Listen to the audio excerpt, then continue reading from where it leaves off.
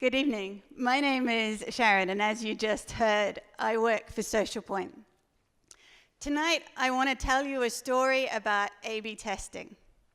Now, A/B testing can sound pretty simple, maybe boring, but as I've discovered, when you have a non-normal data set like we do, it's pretty complex.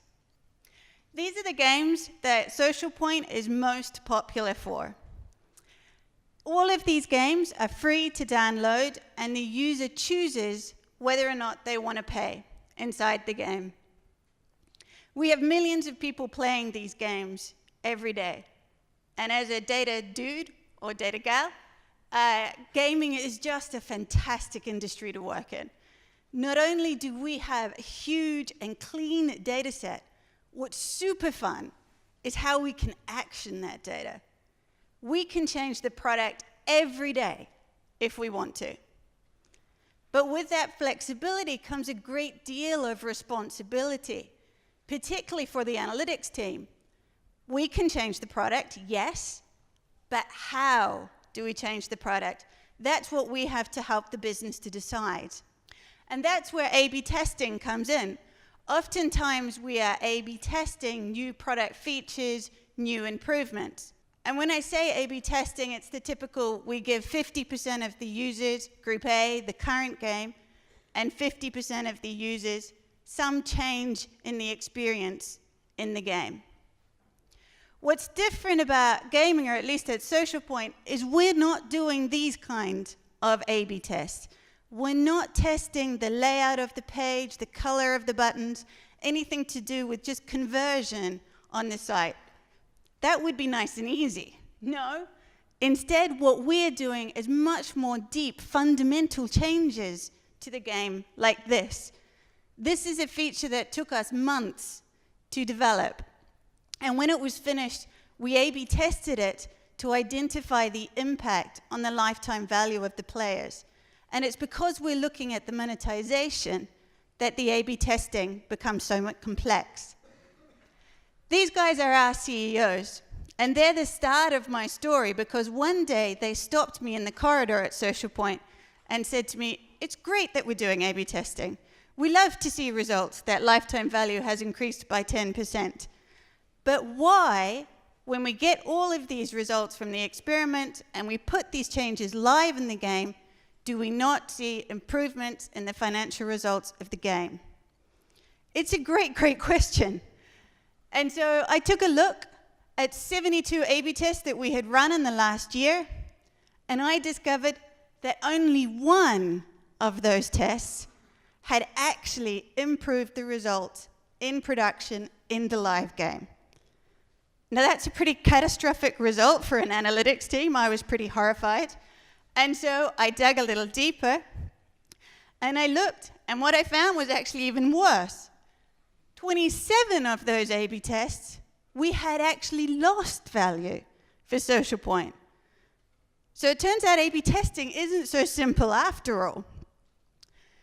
And so what I want to tell you today is, of course, we have now changed things at Social Point, and we have learnt. And these are the three things I wanted to talk to you about today. Firstly, it's really important to pick a winner that helps you prevent against false positives. You need a lot of power when you've got non-normal data like we do. And finally, our VIPs are very important to us. This was the typical chart we used to decide which group to go live in the game. Group A is the control, Group B, Group C are changes that we have made to the game. Which one would you put live? Okay, it's a trick question. You can't actually tell from that chart. What you need is just one metric to be able to pick a winner in an A/B test, an overall evaluation criterion. And that's why now we pick lifetime revenue, because it's a composite measure of conversion, monetization, and retention. We use a frequentist approach, so there are two errors we can make. We can make false positives, like what we just saw, or we can make false negatives. It turns out for us, false negatives are actually more important.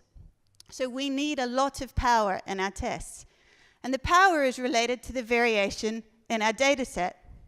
If we were to plot lifetime value on this graph, what do you think the graph might look like? Actually, the chart is already there. So many of our users pay nothing, they are right up against the vertical axis. And those that do pay, there's such a variation in how much they pay that they're right at the horizontal. So when we're running an A/B test and we're looking to uplift lifetime value by 10%, we need a huge sample to get the right statistical power. The last mistake we made was in the way we treat our VIPs. In statistical terms, VIPs are outliers. And so following a standard textbook approach, we were taking them out of our analysis. But wow, what a mistake that is. Turns out these guys drive our revenue. And not only that, a lot of the features we are testing are designed specifically for them. So taking them out of the analysis was not the right way to go. Now we exclude them from the A/B test overall, and if they become VIPs during the A/B test, we can't rule out that they weren't created by the change that we made in the game.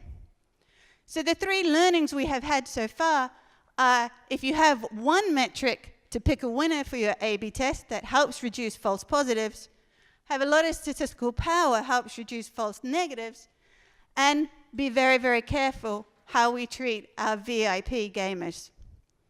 Finally, we are recruiting. We're an analytics team of 22 people. We are growing to 30 people. If you love gaming, if you love data, please do come and talk to me or any of our team after the show. Thanks. Thank you, Sharon.